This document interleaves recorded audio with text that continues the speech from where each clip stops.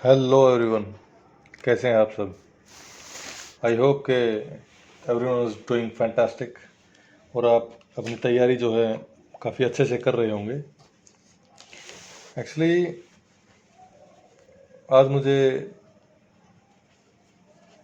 Computer available नहीं हुआ क्योंकि रोज़ मैं जो वीडियो बनाता था वो अपने घर से बनाता था और मुझे किसी ज़रूरी काम से बाहर आना पड़ा, तो इसलिए आपकी वीडियो नहीं डल पाई भैया। तो आज हम इसी कमी की भरपाई के लिए परसेंटेज के दो टाइप करेंगे भाई। पहला है एग्ज़ाम बेस्ड, जो कि काफ़ी इंपॉर्टेंट है। दूसरा है इनकम एक्सपेंडिचर बेस्ड। ठीक है भाई, ये एक्चुअली दोनों टाइप जो है काफ़ी आसान है और बेहद इंपॉर्टेंट है। हर एक एग्ज़ाम में ऐसे सवाल आपको देखने को मिल जाते हैं। आज हम कोशिश करेंगे कि भाई सारी वो टाइप्स जो एग्ज़ाम ओरिएंटेड हैं वो करने की कोशिश करेंगे, काफ़ी इजी वे में करने की कोशिश करेंगे भाई। हम उस वे को चुनेंगे जो आपको सभी को समझ में आए। ठीक है भाई। हालांकि आप ये कभी मत सोचना भाई कि आसान क्वेश्चन करवाए जा रहे हैं या डिफिकल्ट क्वेश्चन करवाए जा रहे हैं। हम वही क्वेश्चन करेंगे जो एग्जाम ओरिएंटेड है। क्वेश्चन बनने को तो कितना भी डिफिकल्ट बन सकता है, लेकिन वो एग्जाम में नहीं आता। एग्जामिनर आपके लॉजिक्स चेक करना चाहता है, ना कि आपकी मतलब ये आप वो ये जानना चाहता है कि आप मिनिमम समय में कितना अपने दिमाग का यूज़ कर सकते हैं, और उसी हिसाब के क्वेश्चन एग्जामिनर देता है आपको। काफ़ी डीप क्वेश्चन अगर देगा तो उसके लिए समय भी देगा। हालांकि आप मुझे नहीं पता भाई किस एग्ज़ाम की तैयारी कौन कर रहा है, तो आपको इस हिसाब के क्वेश्चन दिए जाते हैं उस एग्ज़ाम में, ताकि आप एक समय सीमा में वो क्वेश्चन हल कर सकें। ठीक है, तो हम लॉजिक और कंसेप्ट दोनों समझने की कोशिश करेंगे, और सभी क्वेश्चन जो है वो एग्जाम ओरिएंटेड होंगे भाई, और एक अच्छे लेवल के होंगे जो हर एक एग्जाम में आपको देखने को मिलेंगे और मिलते रहे हैं, और ऐसे ही सवाल आते हैं। ठीक है, और आप कोशिश करेंगे जो सवाल आसान है उस पर आपकी पकड़ बेहतरीन हो, वो सवाल आप गलत ना करें। तो चलिए शुरू करते हैं बिना किसी देरी के। हमारा पहला क्वेश्चन करते हैं भाई। ठीक है, जो टाइप है एग्जाम बेस्ड, अच्छी टाइप है। ठीक है, तो चलिए, एक परीक्षा में उत्तीर्ण होने के लिए 42% अंक लाना जरूरी है या प्राप्त करना जरूरी है। एक छात्र ने 340 अंक प्राप्त किए और 38 अंकों से फेल हो गया। परीक्षा का पूर्णांक ज्ञात करें। मतलब मैक्सिमम मार्क्स क्या थे परीक्षा के। चलिए भाई, क्या कह रहा है, परीक्षा में उत्तीर्ण होने के लिए 42% अंक प्राप्त करना जरूरी है। ठीक है भाई, मान लो 42% अंक पासिंग मार्क्स है। ठीक है, एक छात्र ने 340 अंक प्राप्त किए और 38 अंकों से फेल हो गया। इसका मतलब साफ साफ यही है भाई, अगर वो 38 अंक और प्राप्त कर लेता तो वो पास हो जाता। यानी कि पास होने के लिए उसको कितने मार्क्स चाहिए, 378, जो कि 340 और 38 का योग है। और उसी को ये क्या कह रहा है, पास होने के लिए 42% अंक प्राप्त करना जरूरी है। इसका मतलब 42% की वैल्यू क्या है, 378। 42% की वैल्यू 378 है, तो एक की वैल्यू कितनी होगी बटे 42, तो 100 की वैल्यू कितनी होगी, 42। 9 पे सीधा कट रहा है भाई, 42 एकम 42 निम्मा, 9 दूनी 18 का 8 हंसी लगी एक, 9 चौक 36 और 1 37, 378। यानी कि मैक्सिमम मार्क्स जो है हमारे वो 900 है भाई। 900 इज राइट आंसर। नेक्स्ट करते हैं। किसी परीक्षा में एक छात्र ने 36% अंक प्राप्त किए, बहुत अच्छी बात भाई, लेकिन 32 अंकों से वो फेल हो गया। इसका मतलब ये है कि 36% अंकों में अगर 32 अंक जोड़ दें तो वो पास हो जाए। इसका मतलब क्या है, ये जो क्राइटेरिया बन गया वो पास का बन गया। मतलब ये सब कुछ वो ले आए, 36% प्लस 32 नंबर ले आए तो वो पास हो जाए। आगे क्या कह रहा है, एक दूसरे छात्र ने उसी परीक्षा में 48% अंक प्राप्त किए और 64 अंकों से पास हो गया। यानी कि 48% अंक प्राप्त किए और 64 अंकों से पास हो गया। इसका मतलब यही है कि भाई अगर उसके 64 अंक कम आ जाते तो भी उसको कोई खास फर्क नहीं पड़ना था, क्योंकि उसके 64 नंबर पास से ज़्यादा आए हैं। तो उसने 48% प्राप्त किए, तो उसमें से 64 घटा दें तो वो भी पास हो गया। मतलब ये क्राइटेरिया भी पास का है। अब दोनों बराबर हो गए। 36 का और 48%, मतलब 36% और 48% का डिफरेंस कितना है, 12%। और 32 और 64 का डिफरेंस कितना है, 96। मैं चाहता हूं कि आप दिमाग लगाएं कि 96 कैसे आया। हालांकि मैं तो बताऊंगा ही, पहले सॉल्यूशन देख लेते हैं इसका, फिर बताता हूँ आपको। इतना आप भी कोशिश करेंगे कि 96 कैसे ले आए। 12% की वैल्यू है 96, 1% की वैल्यू 8 हो जाएगी भाई, तो 100% की वैल्यू कितनी हो जाएगी? 800। नीचे दिखाता हूँ आपको कैसे किया मैंने। 12% बराबर है 96, 1% बटे 12, 100% गुणा 100, 12 एकम 12 8 यानी कि 800। मैक्सिमम मार्क्स जो थे वो थे 800। उसने क्या पूछा? परीक्षा के पास अंक, पास का प्रतिशत क्या था, मतलब कि कितने परसेंट में वो बंदा पास हो जाए। 800 में से 36% नंबर लेके 32 जोड़ दो, या 800 का 48% निकाल के 64 घटा दो, वही बात है भाई। ठीक है, चलिए हम ये करते हैं, छोटा ये लग रहा है। 800 का 36% बटे 100, 2 जीरो से 2 जीरो कट गई, इसका आ गया 288। आपको लग रहा होगा कि मैंने इतनी जल्दी कैसे बता दिया। चलिए बताता हूँ। मेरे को 36 का 4 गुना याद है, 144, और 8 गुना कर देंगे तो 4 को 2 से कर देंगे, तो 144 को 2 से कर देंगे, 288। इसलिए मेरे को पता था भाई कि, इसलिए मैंने इतनी जल्दी निकाल दिया 36 का 8 गुना। 36% अंक प्राप्त किए, 32 अंकों से फेल हो गया, मतलब कि 288 प्राप्त, मतलब उसने नंबर लिए और इसको 32 नंबर और चाहिए, जब जाके ये पास हो पाएगा भाई। ठीक है, 8 2 10, 8 3 11 और 1 12, 2 और 1 3, यानी कि 800 में से उसको 320 नंबर चाहिए। तो परसेंट निकालने के लिए 100 से गुणा कर देंगे, 2 जीरो से 2 जीरो कट गई, 8 एकम 8 चौका, 40% नंबर चाहिए भाई इसको। ठीक है, ये आप 48% निकाल के 64 नंबर घटाते तो भी यही आता। चलिए ये भी करके देखते हैं एक बार, वैसे ही दिखाने की कोशिश कर रहा हूँ भाई, ताकि आपको ये ना लगे कि 36 से ही क्यों किया। चलिए 800 का 48% करते हैं भाई, ये कितना आता है? 2 जीरो से 2 जीरो कट गई, 8 8 64 का 4 ऐसा लगी 6, 8 चौक 32 और 6 38। इसमें से हम 64 घटाएंगे तो वो पास हो जाएगा। घटा दो भाई, 0, 8 में से 6 गया 2 3, ये भी 320 आ गया, और यहाँ हमने 320 अगर 800 में से निकालते हैं तो ये 40% बनता है भाई, और ये भी 40% ही बनेगा। आई होप कि आप समझ गए होंगे। नेक्स्ट करते हैं भाई। दो परीक्षाओं के पूर्णांकों का अनुपात 4 अनुपात था। मान लो फर्स्ट परीक्षा या एग्जाम, ठीक है भाई, ये हो गया सेकंड एग्जाम, इनका अनुपात था 4 अनुपात 5, मतलब कि मैक्सिमम मार्क्स। एक छात्र पहली परीक्षा में 80% तथा दोनों परीक्षाओं में 60% अंक प्राप्त करता है। चार, पहली परीक्षा कौन सी है? ये, और इसमें इसका पूर्णांक कितना था? 4, और इसका 80% एक छात्र लेता है भाई। 4 का 80% कितना हो गया? 3.2, इसका 80%, ठीक है भाई, जो आ गया 3.2। और एक छात्र पहली परीक्षा का 80% तथा दोनों परीक्षाओं में 60% प्राप्त करता है। दोनों परीक्षाओं में कितना हो गया? 9, 4 और 5 9, और 9 का 60%, इसमें फर्स्ट और जोड़ दो भाई, ठीक है, ताकि समझने में आसानी हो जाए। दोनों परीक्षाओं का 60%, दोनों परीक्षाओं का कितना बनता है? 9, इसका 60% कितना होगा? 0 से 0, 9 6 54, यानी कि 5.4, ठीक है भाई। दूसरी परीक्षा में उसने कितने प्रतिशत अंक प्राप्त किए? अब एक बात देखो, पहली परीक्षा में तो उसने किए 3.2, और पहली और दूसरी में किए उसने 5.4।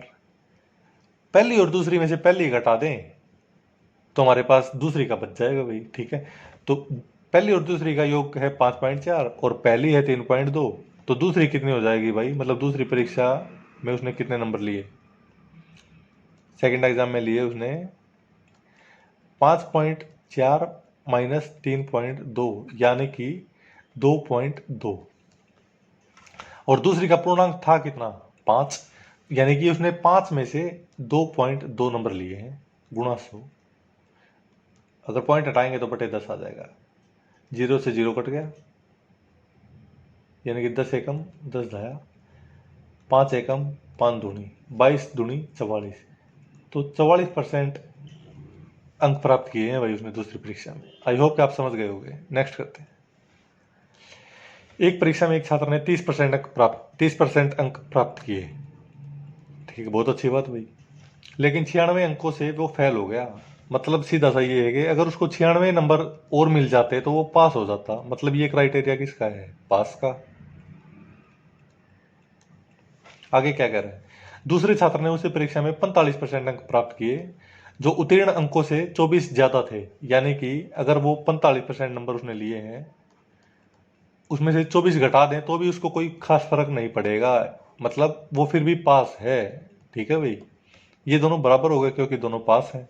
30 और 45 का डिफरेंस कितना आ गया? 15%। और इन दोनों का डिफरेंस कितना आ गया? नंबर 20 110 और 4 120। पिछले वाले क्वेश्चन की तरह है, मैंने पिछले में जान करके नहीं बताया था। मुझे उम्मीद है कि आपने दिमाग लगाया होगा। यहाँ आ गया 120। 15% की वैल्यू 120 है तो 100% की वैल्यू कितनी हो जाएगी? 800। यानी कि मैक्सिमम मार्क्स कितने आ गए? 800 आ गए भाई हमारे पास। ठीक है, अब क्या कह रहे हैं? उत्तीर्ण अंकों का प्रतिशत क्या था? अब 800 में से 30% लेके, सॉरी सॉरी सॉरी यार, 96 जोड़ दो या 45% निकाल के 24 घटा दो, दोनों एक ही बात है। ठीक है भाई, तो हम ये कर लेते हैं 30 वाला, क्योंकि मुझे थोड़ा लग रहा है ना। 800 का 30% हो गया 240। 240 हो गया और इसमें 96 जोड़ दो तो ये पास हो जाएगा भाई। 6 9 4 13 2 1 3 336। ठीक है भाई, और ये 800 में से इतने नंबर चाहिए तो वो पास हो जाए तो कितना परसेंट हो जाएगा? 2 जीरो से 2 जीरो, 8 चौका 32, 8 दूनी 16, 42%। अब मैं आपको बताता हूँ कि ये 120 कैसे हो गए। अब एक देखो, 30% अगर उस साइड भेजेंगे, 30%, जैसे मैं दिखाता हूँ यहाँ, 30% प्लस 96 बराबर 45% माइनस 24। अब देखो ये माइनस का 24 है, इस साइड जाके इसमें जुड़ जाएगा। तो अगर इस साइड आ जाएगा तो ये कितना हो जाएगा? 90 20 110 और 120 बराबर ये 30% यहाँ प्लस का है। अगर उस साइड जाएगा तो 45 में से घट जाएगा, माइनस का हो जाएगा ना, माइनस 30%। 45 में से 30% गया, कितना बच गया? 15%। ये बराबर किसके है? 120 के। आई होप कि आप समझ गए होंगे। पहले वाला क्वेश्चन भी आप समझ गए होंगे, ऐसा ही क्वेश्चन था वो भी। ये आई होप कि आपको दोनों समझ में आ गए होंगे। 5वां नंबर करते हैं भैया, 5वां सवाल। अनिल ने एक परीक्षा में 49% अंक प्राप्त किए जो पास अंकों से 7% ज्यादा हैं। 49% प्राप्त किए और 7% जो है वो पास अंकों से ज्यादा है। यानी कि पास होने के लिए उसको सिर्फ 42% चाहिए थे भाई। ठीक है भाई, जब सुनील 34% अंक प्राप्त करता है तो वह 30 अंकों से फेल हो जाता है। असफल यानी कि फेल हो जाता है। इसका मतलब क्या है? 34 अंक प्राप्त कर लिए और उसको 30 नंबर और दे दे तो वो पास हो जाए। मतलब कि अगर ये पास का क्राइटेरिया है तो उसको 34% प्राप्त किए किसने? सुनील ने। तो उसको 30 नंबर और दे दो तो वो भी पास हो जाए। मतलब ये दोनों पास हो गए भाई, इसका मतलब बराबर है। 34 और 42 का परसेंट कितना, मतलब कि डिफरेंस कितना हो गया? 8%। बराबर किसके है? 30 के। 1% किसके है? बटे 8। 100% किसके है? गुणा 100। 4 दूनी 4 25, 2 एकम 2 15, 25 गुणा 15 375। इसका मेरे को आता है भाई, इसलिए मैंने जल्दी कर दिया। और कोई ट्रिक नहीं है मेरे पास कैलकुलेशन की। अगर थोड़ा दिमाग लगाएंगे तो वो भी बन जाएगी, लेकिन ये थोड़ी मोटी, मतलब कि छोटी मोटी गुणा है वो आप खुद करने ही सीखें। 5 का तो अच्छा होता है गुणा करना, मतलब कि काफ़ी बाकियों से आसान होता है। आप इसको 15 को 5 और 3 में तोड़ दो। पापा 25, 125 तो 5 से गुणा करने पे आ जाएगा और बच गया 3 तो गुणा 375, मतलब 125 गुणा 3। ठीक है भाई, यदि संजय अधिकतम अंक अपने कितने आ गए? 375, यानी कि ये आ गए हमारे मैक्सिमम मार्क्स। यदि संजय अधिकतम अंकों से 50 अंक कम प्राप्त करता है, तो अमित नहीं है भैया, संजय ही है, तो उसने कितने अंक प्राप्त किए? अधिकतम अंकों से 50 अंक कम प्राप्त किए, मतलब 375 में से 50 अगर घटाएंगे तो 325 अंक संजय लेके आया भैया। तो हमारा उत्तर क्या हो गया? 325। 325 इज द राइट आंसर भाई। नेक्स्ट करते हैं। शिवा ने एक परीक्षा में 46% अंक प्राप्त किए जो पास अंकों से 8% ज्यादा है। यानी कि पास होने के लिए उसको कितने चाहिए थे? सिर्फ 38%। यानी कि ये क्राइटेरिया है पास का। जब सुमित 54% अंक प्राप्त करता है तो 40 अंकों से पास हो जाता है। इसका मतलब है भाई उसने पास मार्क्स जितने भी थे, मतलब कि जितने भी पास की परसेंटेज थी, मतलब मान लो उसको कितने भी परसेंटेज आ गए तो उसमें ही पास हो गया। मतलब कि पास 40 अंकों से पास होने का मतलब है उसको 40 अंक ज्यादा आ गए पास से, बस ये इसका मतलब है। अगर ये पास है तो 54% प्राप्त किए हैं सुमित ने और वो 40 अंकों से पास हो गया, यानी कि उसको 40 अंक ज्यादा आ गए, तो इसमें से 40 घटा दो भाई। तो इसका मतलब ये भी पास हो गया, ये पास का क्राइटेरिया गया, यानी कि दोनों पास हो गए। तो इन दोनों का डिफरेंस कितना है? 16। 16% की वैल्यू कितनी है? 40। अब आप ये सोच रहे होगे कि भाई यहाँ माइनस का 40 है। नहीं भाई, ये 40 उस साइड भेज दो और 38 इस साइड ले आओ, तो ये प्लस का 16 आ जाएगा और 40 इस साइड आएगा तो प्लस का 40 आ जाएगा। 16 समझ गए होगे भाई, मुझे पूरी उम्मीद है आप समझ गए होगे। 16% की वैल्यू है 40, 1% की वैल्यू है बटे 16। 100 की कितनी होगी? गुना 100। 8 दूनी 8 पंजे, 2 एकम 2 50। मैक्सिमम मार्क्स कितने आ गए? 250। ये आ गए हमारे मैक्सिमम मार्क्स। ठीक है भाई, आगे क्या कह रहे हैं?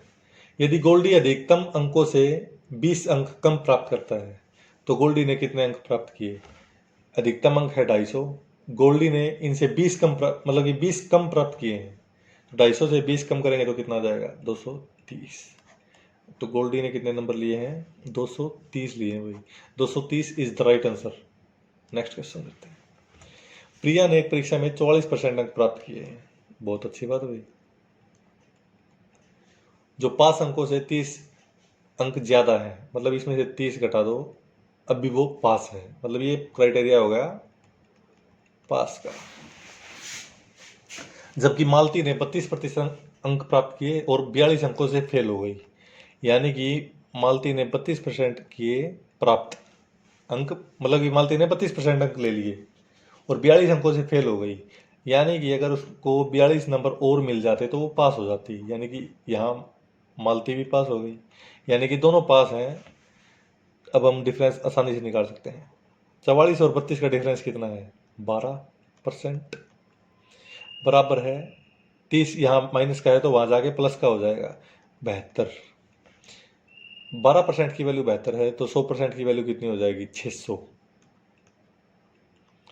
मुझे लग रहा है कि आपने निकाल दिया होगा, लेकिन फिर भी मैं एक बार और बताता हूँ आपको कैसे निकाला मैंने। 12% बराबर है 72 के। 1% बटे 12, 100% गुणा 100। 12 एकम 12 छिक्के, सॉरी सॉरी सॉरी सॉरी, ये क्या हो गया? 12 छिक्का।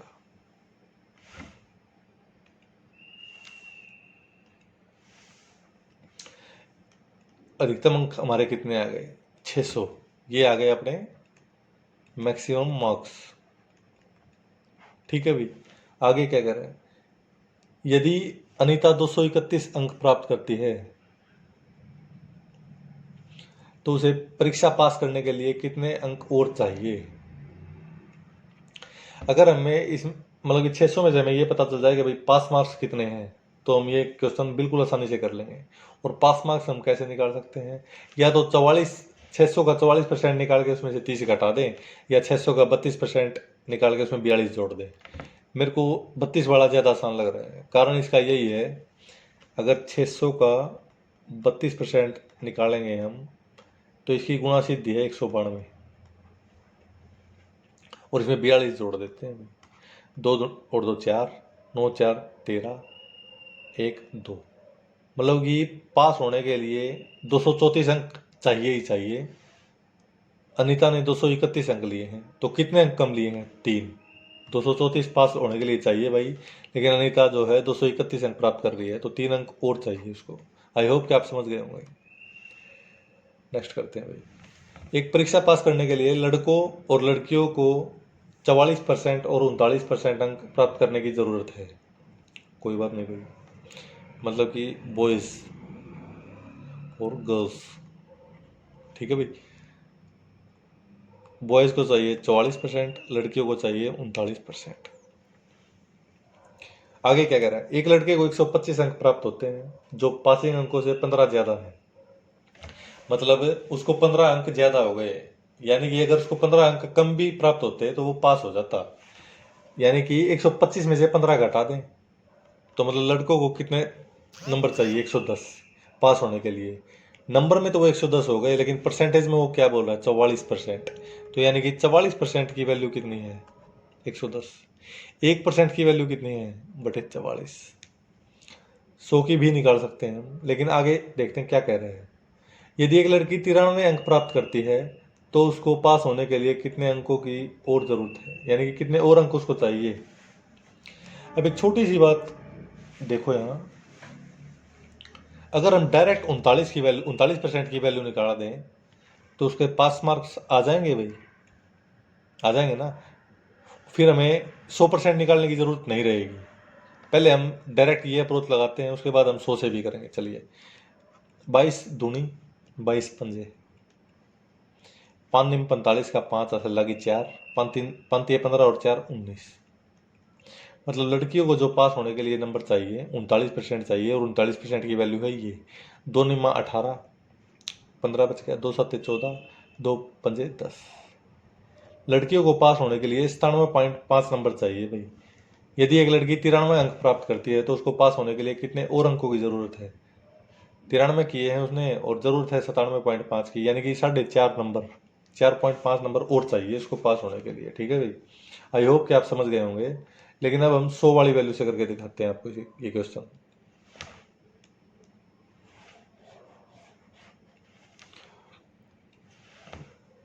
ठीक है भाई, 44% लड़कों को चाहिए पास होने के लिए और 39% चाहिए लड़कियों को।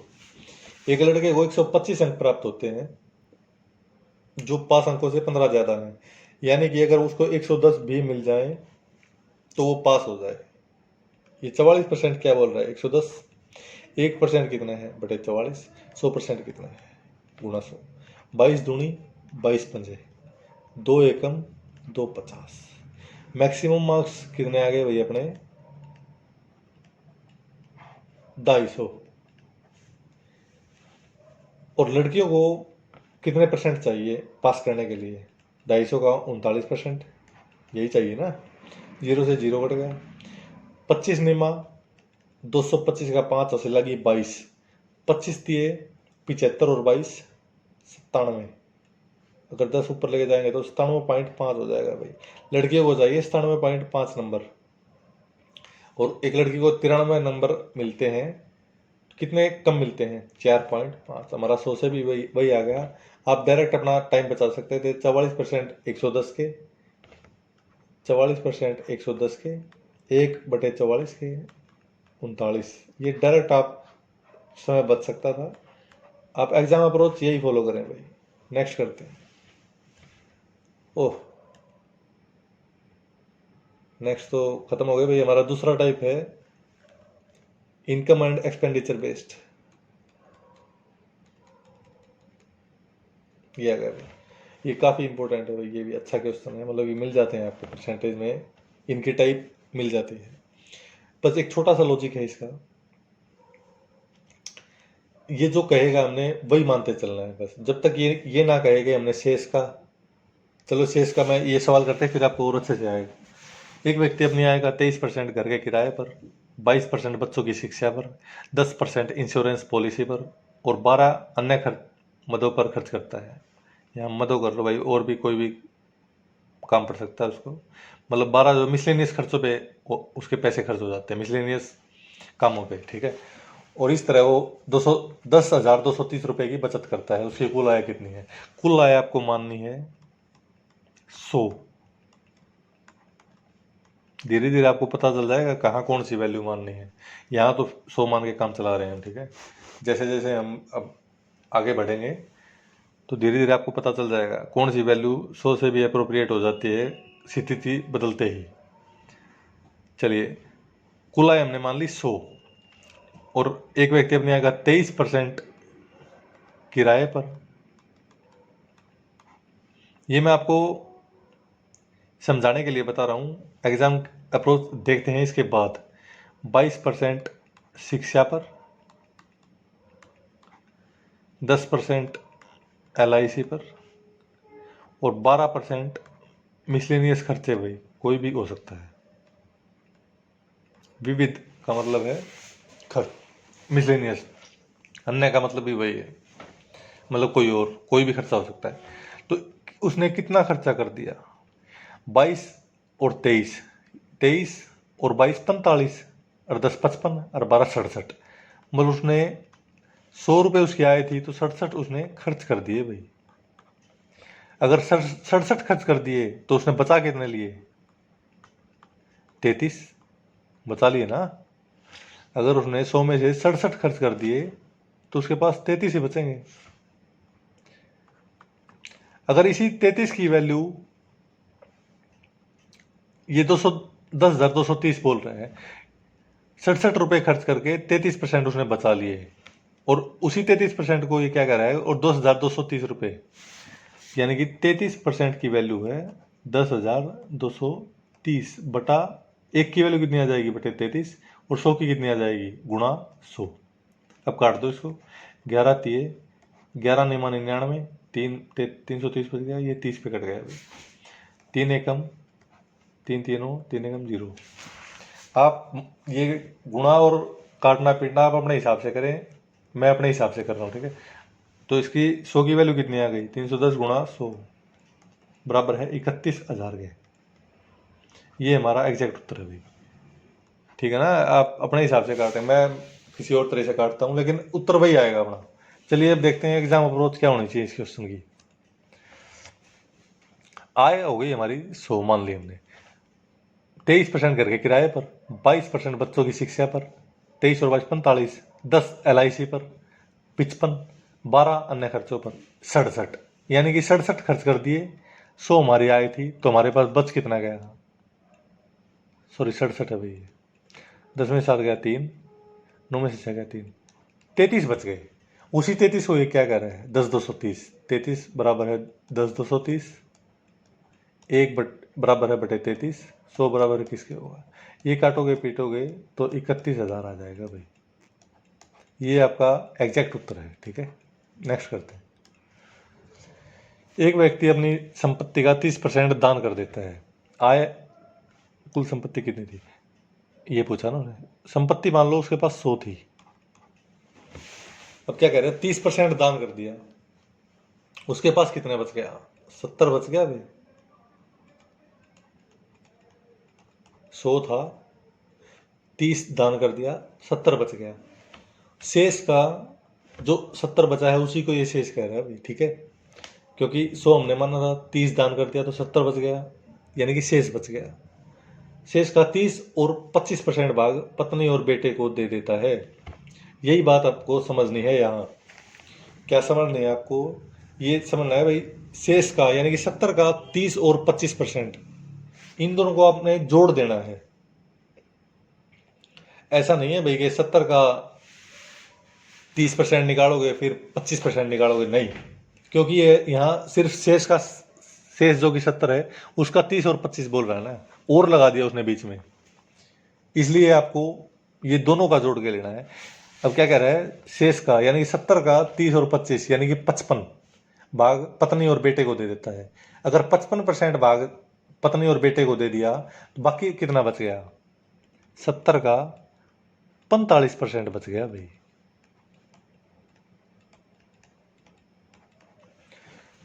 बाकी संपत्ति जो कि ये है, ठीक है भाई, जो कि ये है बाकी संपत्ति है, अपनी तीनों बेटियों में, उसकी अपनी 3 बेटियों में समान रूप से विभाजित कर देता है। उसकी तीनों बेटियों में से एक को 42,000 रुपये मिले। यहाँ वो समान बोल रहा है और यहाँ एक को 42, यानी कि तीनों को ही 42 मिले हैं समान रूप से, ठीक है। 70 का 45% निकालेंगे तो कितना निकलेगा? 0 से 0, 7 पंजे 35 का 5 असर लगी 3, 7 चौक 28 और 3 31.5, 10 हटाएंगे तो, यानी कि तीनों बेटियों में उसने 31.5 रुपये बांटे।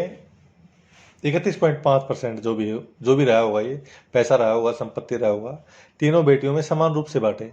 अगर तीनों बेटियों में ये बांटे हैं तो एक बेटी के हिस्से में कितना आएगा, बटा 3, और काटेंगे तो इसको आ जाएगा 10.5, 10.5। ठीक है भाई। उसी 10.5 को ये क्या बोल रहा है, 42,000 रुपये एक लड़की के हिस्से में आए ना, और एक लड़की के हिस्से में हमारे मतलब कि हमने जब 100 से किया है तो 10.5 आ रहा है, और ये मतलब कि उसको 42,000 रुपये दे रहा है, यानी कि 10.5 की वैल्यू 42,000 आ गई भाई। तो एक की वैल्यू कितनी आ जाएगी, बटे 10.5। अगर पॉइंट हटाएंगे तो ऊपर 10 चला जाएगा। तो 100 की वैल्यू निकालनी है हमने, क्योंकि 100 मानी थी उसकी पूरी संपत्ति। अब काट दो इसको, 21 पंजा 21 दूनी 2,000 रुपये कट गया भैया। 5 एकम 5 20, 20 गुणा 10 200 गुणा 2,000, क्या कितना आ गया ये आ गया हमारा 4 लाख। इकाई दही सैकड़ा हजार 1000 लाख। 4 लाख को हम 400,000 भी बोल सकते हैं भाई। इसने थाउजेंड्स में पूछा ना, तो 400,000 हो गए भाई। एग्जैक्ट उत्तर हमारा क्या है, 400,000। आई होप कि आप समझ गए होंगे। आपको इसमें कंफ्यूजन क्रिएट हो सकती है भाई कि 30% दान कर दिया, 70 बच गया हमारे पास, उसका 30 और 25% भाग पत्नी को दे दिया। अगर 30-25 यानी कि 45 दे दिया, सॉरी 55 दे दिया तो 45 बच गया होगा उसका, यानी कि 70 का 45 बच गया। उसी का 70 का 45 जो बचा है वही अपनी तीनों बेटियों में समान रूप से विभाजित कर रहा है। और जो समान रूप में विभाजित कर रहा है वो कितना है, मतलब कि तीनों को 31.5। अगर तीनों को 31.5 कर रहा है तो एक को कितना करेगा, 10.5। सही है, ठीक है जी। और इसी 10.5 को वो क्या बोल रहे हैं, 42,000। आई स्ट्रांगली बिलीव कि आपको समझ में आ गया होगा। नेक्स्ट करते हैं। एक व्यक्ति अपनी आय का 24% करके किराए पर, उसने पूछा क्या, पहले तो यही देख लेते हैं कितनी आय है। आय हमने 100 ही माननी है भाई, ठीक है। अपनी आय का 24% करके किराए पर, ये इससे आपके सारे डाउट क्लियर हो जाएंगे भाई, पहले वाले भी, जो पहले वाले सवाल के थे, सॉरी। 100 मतलब उसकी आय है। अब क्या कह रहा है, 24% करके किराए पर, अगर उसने किराए पे 24 खर्च कर दिए तो उसके बाद बच कितना गया, 76। ये किराया होगा, ये बच गया हमारे पास, ठीक है। अब क्या कह रहे हैं, शेष का 25%, शेष जो बचा है वही है ये, मतलब 76 का 25%। 25% को क्या बोलते हैं, 1/4।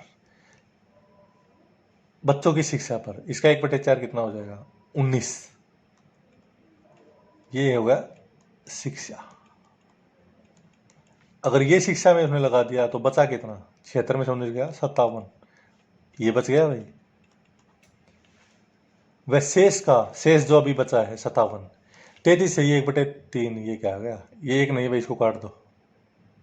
ये 33 से ये 1/3% ही है शेष का, यानी कि जो बचा है 33 से 1/3% इंश्योरेंस पॉलिसी पर। इसका 33 से 1/3 की वैल्यू हम अच्छे से जानते हैं भाई। 33 से ही 1/3% जो होता है वो 1/3 होता है, ठीक है। यानी कि इसका 1/3 इंश्योरेंस पॉलिसी पर कर दिया, इसका 1/3 कितना होता है, 19। ये LIC पे हो गया भाई। बच गया कितना, 38। ये आपको समझाने के लिए बता रहा हूँ भाई मैं, ठीक है।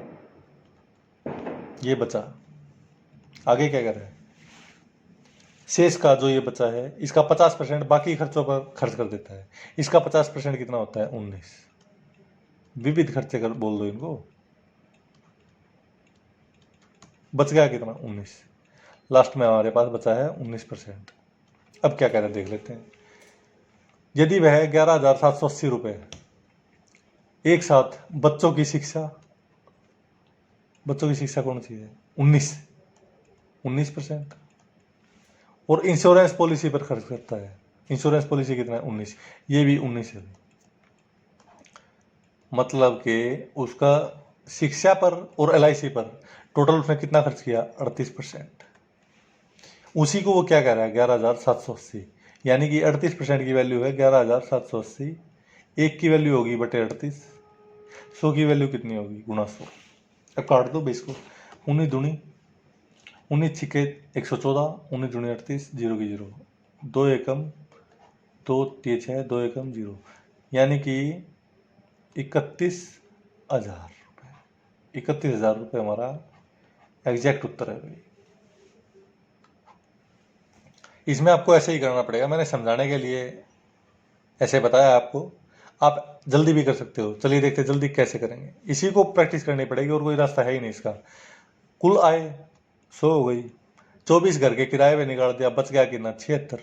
76 में से शेष का 25 बच्चों की शिक्षा पर, अगर इसका 25% यानी कि 4 शिक्षा पे लगा दिया, बच गया कितना, 3/4 बच गया इसका, यानी कि 57 बच गया। इसका 1/3 LIC पर, जो कि 57 का 1/3 LIC पे लग गया, मतलब LIC पे खर्च हो गया। 1/3 खर्च हो गया तो बच गया कितना इसका, 2/3। 2/3 कितना होता है, 38। और इसका एक उसका मतलब इसका 50% अन्य खर्चों पे हो गया, 50% यानी कि 19, और बच गया हमारे पास लास्ट में 19। ठीक है, लेकिन उसने पूछा है शिक्षा और LIC का ही, जो कि 38% बनता है। 38% की वैल्यू हमें दी है 11,780। एक की वैल्यू बटे 38, 100 की वैल्यू गुणा 100, काटोगे पीटोगे तो 31,000 रुपये उसकी जो आय है वो आ जाएगी भाई। 31,000 is the right answer. Next करते हैं भाई। ये काफ़ी अच्छा क्वेश्चन है भाई, फैंटास्टिक क्वेश्चन, महत्वपूर्ण प्रश्न है। ठीक है, चलिए देखते हैं कैसे करेंगे इसको। अगर आप इसको लाइटली लेके अगर करने की कोशिश करोगे तो ये गलत कर सकता है, मतलब ये नंबर कटवा सकता है। थोड़ा सा लॉजिक लगाएंगे।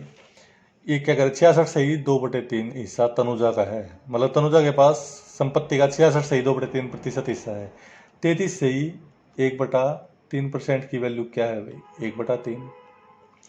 हमें कहीं ना कहीं ये अंदाजा लग रहा है कि भाई 33 से 1/3% से हम 66 से ही 2/3% भी निकाल सकते हैं। कैसे, चलिए देखते हैं कैसे निकाल सकते हैं। इसको 2 से गुणा कर दो, इसकी होगी तो 1 से भी होगी, बटे 3 नीचे नहीं होगी, बस बराबर है। अगर इसकी ऊपर ऊपर गुणा करी है, इस 33 से 1/3% की ऊपर ऊपर गुणा कर दी, तो इसकी भी, इसको भी मतलब कि 2 से गुणा कर देंगे ऊपर, तो 2/3। 33 से 1/3% की वैल्यू 1/3 है, तो 66 से 2/3% की वैल्यू क्या होगी, 2/3। चलिए, तनुजा के पास संपत्ति है 2/3, और इसका 30% यानी कि 30/100 की कीमत कितनी है, 125,000।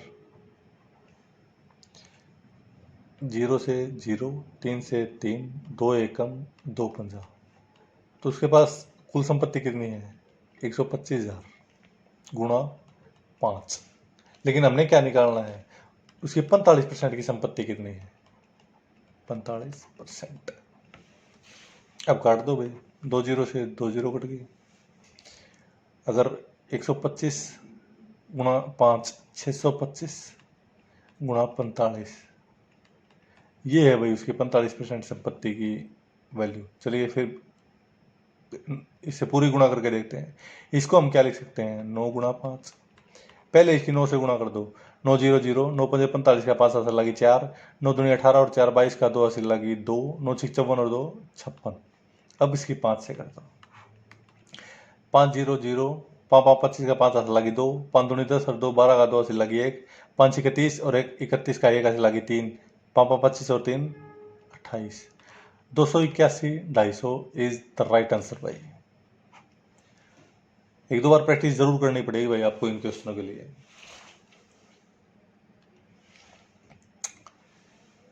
ये भी ठीक ठाक प्रश्न है।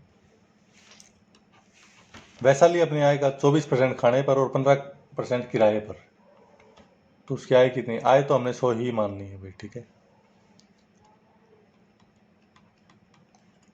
24% खाने पर और 15% किराए पर, 24 खाना 15 किराया, ये खर्चा देने के बाद हमारे पास बच कितना गया, 61 बच गया भाई, क्योंकि 100 में से 39 निकल गया तो 61 बच गया। और शेष का यानी कि 61 का 25% व 20%। अब वही बात आ गई जो मैंने आपको बताई थी, शेष का बोला तो इसको दोनों को जोड़ देंगे, 25 और 20 45%। 61 का 45% परिवहन व विविध पर खर्च करती है और शेष बचा लेती है। अगर वह ₹10,736 बचाती है तो उसकी आय कितनी है। अब देखो 61 का 25 और 20 45% खर्च हो गया तो बचा कितना, 55%। इसका 55% बचा ना भाई। बस अगर ये हो गया तो हमारा क्वेश्चन जो है हल हो गया है। देखते हैं इसका क्या आता है, मतलब इसकी क्या वैल्यू आती है।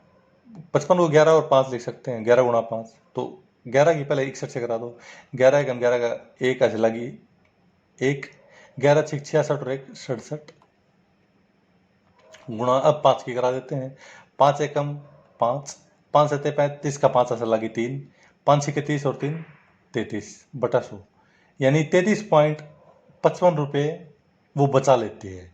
और उसी 33.55 रुपये को ये क्या कह रहे हैं, 10,736, यानी कि 33.55 बराबर है 10,736।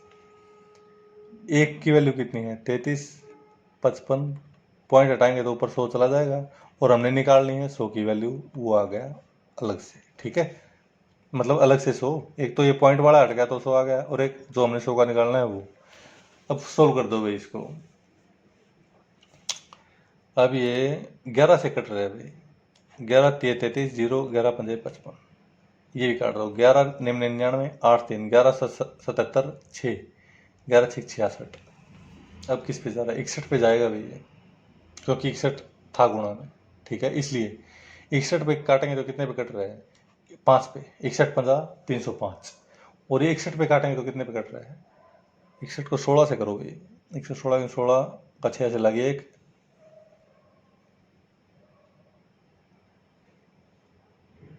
16 96 और 197, ये 16 पे ही कट गया भाई। 5 एकम 5 20, यानी कि 2000 गुणा 16 आए, उसकी क्या आएगी, 2000 गुणा 16 यानी कि पूरे 32,000 रुपये, ये उसकी इनकम है भाई। आई होप कि आप समझ गए होंगे। बिल्कुल प्रैक्टिस करनी पड़ेगी भाई इन सवालों के लिए आपको, इनका कोई ऐसा शॉर्टकट है ही नहीं कि आप देखा और हो गए, नहीं, प्रैक्टिस करनी पड़ेगी इनकी। नेक्स्ट करते हैं, ये आ गया भाई, ये एक थोड़ा इजी वे की है, लेकिन इजी वे है ये इनकम एक्सपेंडिचर का, और काफ़ी मज़ेदार प्रश्न है भाई, ये 3-4 प्रश्न है, काफ़ी मज़ेदार है। पहले वाली टाइप के आपने प्रैक्टिस कर लेनी है और इसको बस समझ लें, आपको कभी नहीं भूलोगे आप ये। आपने हो सकता है ये काफ़ी जगह पढ़ा हो, लेकिन मैं जिस तरीके से करता हूँ आपको मैं वही तरीका करवा रहा हूँ आज। ठीक है, चलिए देखते हैं मैं क्या करता हूँ। मैं करता हूँ भाई, मेरी मान लो कोई भी आय है, उसमें से मैं मेरा खर्चा निकालता हूँ। अगर आय में से खर्चा निकालता हूँ तो मेरे पास जो बच जाता है वो मेरी बचत बच जाती है भाई, बस ये मैं करता हूँ। चलिए अब देखते हैं इस फार्मूले से हम सवाल कैसे हल करेंगे। चलिए, आशुतोष अपनी आय का 20% खर्च करता है, 20 कर दिया भाई, आय हमारी 100 है, बचत कितनी हो गई 80। अब क्या कह रहे हैं, आय को 30% बढ़ा दिया, आय 130 हो गई, बचत भी 20% बढ़ा दी, 20 कितना होता है 1/5, यानी कि 80 का 1/5 कितना होता है 16, 80 थी 1/5 बढ़ा दी तो 96 हो गई भाई। 100 में से 20 घटाया तो 100 में से 20 घटाए तो 80 आ गया, तो 130 में से क्या घटाएं कि 96 आ जाए। चलिए भाई ये करके देख ही लेते हैं। 10 में से 6 गया 4, यहाँ कितना बचा, 12 में से 9 गया 3, 34 घटा दो भाई तो हमारा 96 आ जाएगा। कितना बढ़ गया है उसका खर्चा 14, 20 पे 14 बढ़ गया, 100 पे कितना बढ़ेगा गुणा 100। आई होप कि आपको बिल्कुल आसानी से ये समझ में आ गया होगा। 70% बढ़ गया भाई, 70% इज द राइट आंसर। आपको समझ आ गया होगा, मेरे को पूरी उम्मीद है। नेक्स्ट, आय माइनस खर्चा बराबर है बचत, इसी में करेंगे भाई सारे सवाल, ऐसे 3-4 प्रश्न है। ठीक है, आय 100 है, खर्चा 75 है, बचत 25 हो गई भाई। ठीक है, यदि उसकी आय को 100 मतलब 20% बढ़ा दे, 100 से 120 हो गई, तो उसका खर्चा भी 10% बढ़ जाता है। 75 का 10% कितना होता है? 7.5। पहले 75 था, अब 7.5 बढ़ गया, तो कितना हो गया? 82.5। बचत कितनी हो जाएगी? मतलब कि उसकी बचत कितने प्रतिशत बढ़ी? 100 में से 75 घटाए तो 25 आ जाए। 120 में से 82.5 घटा दो भाई, 5। 9 में से 2 गया 7, यहाँ कितना बचा है? 11 में से 8 गया 3, 37.5। अब क्या कह रहे हैं? उसकी बचत कितने प्रतिशत बढ़ी? पहले बचत थी उसकी 25 रुपये, अब है 37.5 रुपये। कितनी बढ़ गई? 12.5 रुपये। किस पे बढ़ गई? 25 पे। 100 पे कितने बढ़ेगी? इस पॉइंट को हटाएंगे तो नीचे 10 आ जाएगा भाई। 0 से 0, 25 से कम, 25 पंजे 5 10, 5 गुना 10 50, 50% बढ़ गई भाई। हम वैसे डायरेक्ट भी निकाल सकते थे, क्योंकि 25 का आधा 12.5, आधा मतलब 50%, 37.5 बनता है भाई। नेक्स्ट करते हैं। हमारा फार्मूला रहेगा भाई, आय घटा खर्चा बराबर है बचत।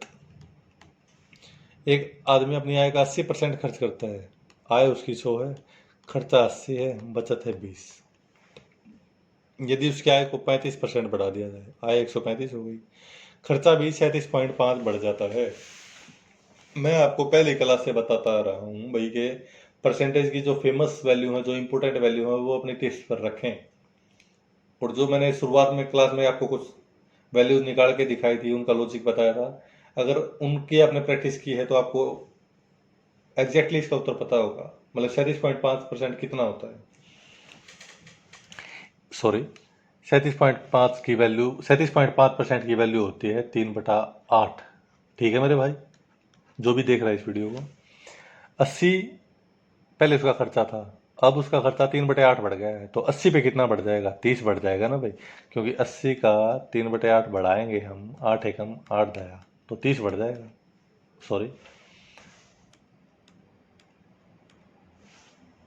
10 गुना 3 यानी कि 30। 80 से 30 बढ़ के कितना हो गया? 110। 100 से कितना घटाएं? 100 से 80 घटा के 20 आ गया। 135 से 110 घटा दो तो 25 आ जाएगा भाई। पहले वो 20 रुपये बचाता था, अब 25 बचाता है। कितने परसेंट बढ़ गए? 5/20 गुना 100, 20 एकम 20 पंजे, 25% इज द राइट आंसर। आप वैसे भी कर सकते थे, क्योंकि 20 से 5 बढ़ा है, 1/4 यानी कि 25। नेक्स्ट करते हैं भाई।